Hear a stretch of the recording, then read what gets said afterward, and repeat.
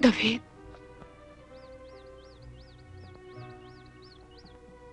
dalawang taon ako naghintay. 5 lalaki nagdaan. Makilala ko lang si Adolfo. To get to this house. To get to you. So now you're here. Welcome to the house. The family. Lahat ng nandito sa'yo na. Wala namang maganda rito kundi kulay. Puti. Lahat ng nakatira rito, lahat bulok. Marumi. Di ba yan ang gusto mo? Kaya ka nawala. The power of money. Pag mong sabihin nagbago ka na, David, it's not you. Kaya lang ako naririto to share it with you as your future mother-in-law. Masakit ano? Kapag namatay si Adolfo, 1/2 of everything he owns belongs to me. Sa asawa mo, kalahati lang ng aking kalahati. Sa iyo, kalahati ng kanyang kalahati. Sa aking palanlaman, sa iyo, palat lang. If you can outlive him. Ang problema malakas pa si Tanda Baka mauna ka pa sa kanya In the meantime, every time you look into his eyes, ako ang makikita mo. When you sleep with him and he touches you, ako ang hahanapin mo. I've been there. Nasa gitna ka ng pera pero it's never really yours. You're empty. That's why I'm leaving. Hihintayin kita sa isang hotel. Mamili ka, love or money. Hindi ka darating, pipiliin mo si Adolfo. Maybe then you'll understand kung bakit iniwan kita 2 years ago. I'm telling you, it's not worth it.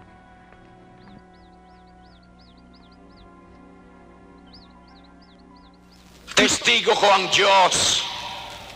Malinis ang konsyensya ko. Kung mamamatay ako ngayon at haharap sa Kanya, haharap ako ng walang kasalanan. Kung talagang sigurado sila sa kanilang mga bintang sa akin, ay bakit hindi nila patunayan sa korte? Ang batas ay mas mataas at mas makapangyarihan sa ating lahat. Sa batas lang ako yuyuko. Pero maski sinong Poncio Pilato riyan, ay hindi ko kinatatakutan.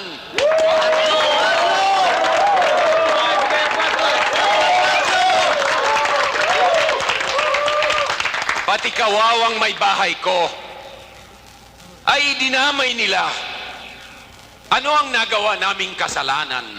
Let us not resort to violence. Wala akong iniisip kundi ang kapakanan ng mga taong bayang aking pinaglilingkuran. Kasinungalingan! Bawang kasinungalingan! Mga kababayan, meron ho akong gustong sabihin sa inyo tungkol sa inyong mayor. Matagal na kayong niloloko ni Mayor Guatlo. Siya ho ay isang mamamatay tao. Siya ang nagpapatay sa aking mga magulang. Iboboto niyo pa ba uli ang isang mamamatay tao? Siya din ho nagpapatay sa kanyang kalaban na si Tuazon. Hoy! Sino ang bayan? Paano nakapasok yan dito? Palisin niya! Huwag mo sabihin na hindi mo ako kilala, Edmundo. Kilala mo ako dahil ibinahay mo ko. Mga kababayan, pasensya na po kayo. Huwag kayong makikinig sa babaeng yan. Kung ano-ano talagang pakulo ang naiisip ng aking mga kalaban para siraan ako. Rachel, kumusta ka na?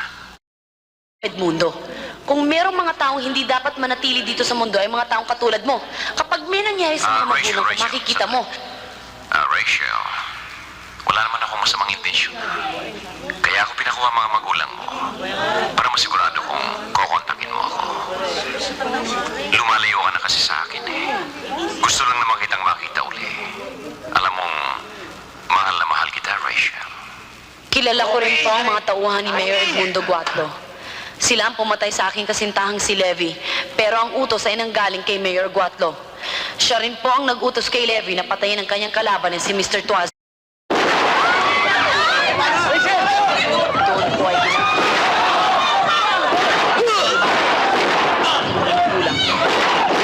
kapag hindi ako sumunod ay pasisira niya ang aking mukha. Wala akong magawa. Tumigil ako sa pag-aartista at ako'y naging kanyang kirita. Magpapagawa ko ng maraming kopya.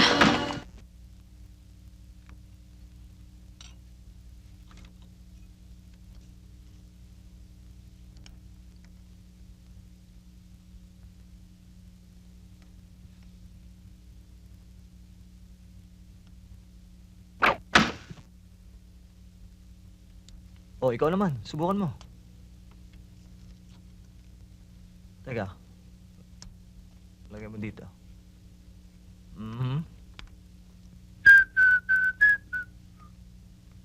Come on, Jerry. I'd like you to meet Nora's boyfriend. Oh, yun ang site, ha? Ah, good afternoon, Miss Ferrer. Ate, si Oscar. Nagkakilala na kami ni Mr. Fernandez nung naglayas ka, Nora. Siya nga pala si Jerry Salvo. Jerry si Oscar, ang boyfriend ni Nora. Siya nga pala, Nora. Jerry and I will attend the trade conference this weekend sa Baguio.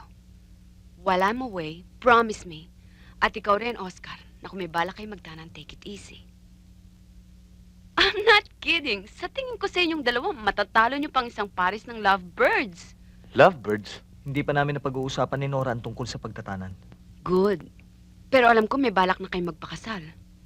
At magagalit ako sa inyo pag hindi akong ginawa niyong maid of honor at si Jerry naman ang best man. Ate, Kidding aside now, Nora. Total, matatapos na kayo ng pag-aaral, di ba? Miss Ferrer, kung bibigyan nyo kami ng go signal, bukas na bukas ay magpapakasal kami ni Nora. We'll talk about it. Sorry we disturbed you. Come on, Jerry. Siya nga pala, I almost forgot, Oscar.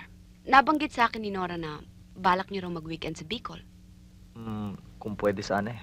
By all means. I don't see anything wrong. Kaya lang, Oscar, promise me, you'll take care of my sister. Lampa at kapatid ko. Come on, Jerry. Tara. Oh, stretch mo muna ito.